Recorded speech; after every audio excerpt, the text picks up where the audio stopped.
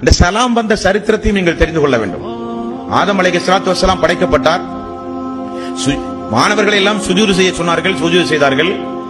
ஆதம் நபியை பார்த்து அல்லாஹு தஆலா, இந்த மலக்கு ஆணவர்களுக்கு நீங்கள் சலாம் சொல்லுங்கள், அவர்கள் திரும்ப அதற்கு என்ன பதில் சொல்லுகிறார்களோ அதுதான் உமக்கும் உன்னுடைய சமூகத்திற்கும் முஹம்மது சலாம் என்று ரசூலுல்லாஹி ஸல்லல்லாஹு அலைஹி வஸல்லம் அவர்கள் சொன்னார்கள்.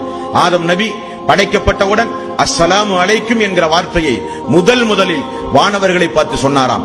வானவர்கள் திரும்ப வலைக்கும் ஸலாம் வ ரஹ்மத்துல்லாஹி வ பரகாத்துஹு என்று வானவர்கள் சொன்ன அந்த மறுமொழிதான் உமக்கும் உம்முடைய சந்ததிகளுக்கும் முஹம்மனாக சலாமாக இருக்க வேண்டும் என்று ரசூலுல்லாஹி ஸல்லல்லாஹு அலைஹி வஸல்லம் அவர்கள் சொன்னார்கள்.